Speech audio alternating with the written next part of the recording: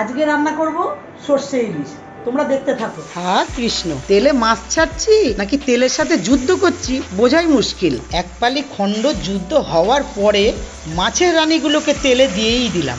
এইবার উপকরণের পালা। যারা 20 থেকে 20 হতে চাও চটপট শাক খেয়ে নাও। এটা হলো পিওর সর্ষে বাটা, আর এটা হলো ম্যাজিক্যাল ধনেপাতা, যা স্বাদে হিট বাজেটে ফিট। আর নিয়েছি 4টে কাঁচা লঙ্কা। এই মশলাটার মধ্যে রয়েছে 1.5 খানা টমেটো, 3 খানা শুকনো লঙ্কা, 2 কোয়া রসুন, ছোট্ট একটা পেঁয়াজ। এটা হচ্ছে 1 পিস রুই মাছের পেটি। তার জন্য ইলিশ মাছগুলো আমার দিকে ড্যাবড়া ড্যাবড়া করে তাকাচ্ছে। যতই হোক ইলিশের তো একটা সম্মান আছে, ইলিশের সাথে কি রুই চলে? তার জন্য রুইটাকে সরিয়েই রাখলাম। দেখো আমার মাছগুলো কেমন ভাজা হয়ে গেছে। তোমরাও ঠিক এইভাবেই ভাজবে, যেন সোনায় মোড়া মাছ। এবার একটা কাপে কিছুটা ইলিশ মাছের তেল তুলে রাখলাম। ইলিশ মাছের তেল দিয়ে গরম গরম ভাত খেতে খুবই ভালো লাগে। তোমরাও চটপট একটা লাইক করে দাও। এবার মাছের গ্রেভিটা তৈরি করে নেব। ফরচুনের সর্ষের তেল কাচ্চিঘানি একটু অ্যাড করে নিলাম, যা ঝাঁঝে আর গন্ধে অতুলনীয়। এবার পরিমাণ মতন কালো জিরে তেলেতে দিয়ে দিলাম। তেলের মধ্যে কালো হিরেগুলো দিয়ে দেওয়ার পর আহা, এইটা তো কালো হিরে নয়, এটা তো হবে কালো জিরে। আসল কথা, তোমাদের তো কোনো সাপোর্ট পাচ্ছি না, তাই ভুলভাল বকে যাচ্ছি। তাহলে কটা লাইক দিয়ে আমার পাশে থাকো।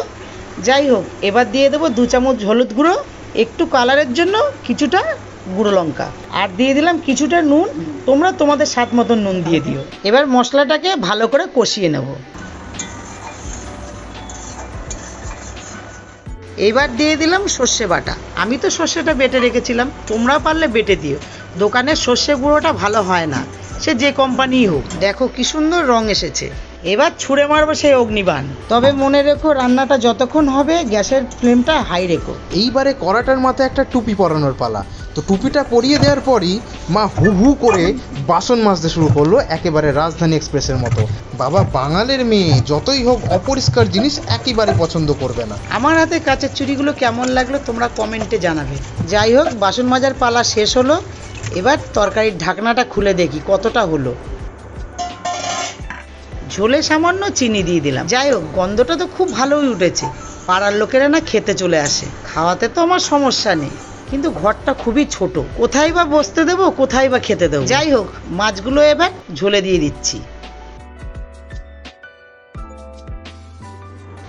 গরম তো প্রচুর লাগছে, কিন্তু গামছা গায়ে দিয়ে ভদ্রের মতন ভিডিও করছি। রান্না প্রায় কমপ্লিট। দেখো, তবে মাছগুলো ভাঙেনি, সব গোটাই আছে। আমি রান্নায় ব্যবহার করেছি টাটা রক সল্ট। যাদের হাই ব্লাড প্রেশার আছে তারা এই নুন ব্যবহার করবেন। এই নুন ব্যবহার করলে ব্লাড প্রেশার কন্ট্রোলে থাকে। এবার সেই ম্যাজিক্যাল ধনেপাতাগুলো অ্যাড করে দিলাম। এটা ছাড়া আমার রান্না অসম্পূর্ণ। তোমরা কারা কারা ধনেপাতা পছন্দ করো আমাকে কমেন্টে জানিও। যদি এখনও পর্যন্ত আমার ভিডিওটা দেখছো, চ্যানেলটাকে সাবস্ক্রাইব করে দিও। দেখো, আমরা তো হচ্ছি গৃহবধূ, আমরা কী বা করতে পারি?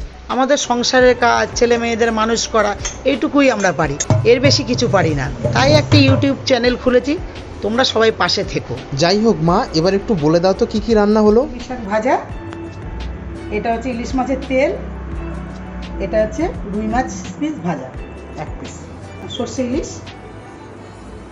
রান্নাটা কেমন লাগলো কমেন্ট করে জানাবে। ভিডিওটা ভালো লাগলে একটা লাইক করে দিন।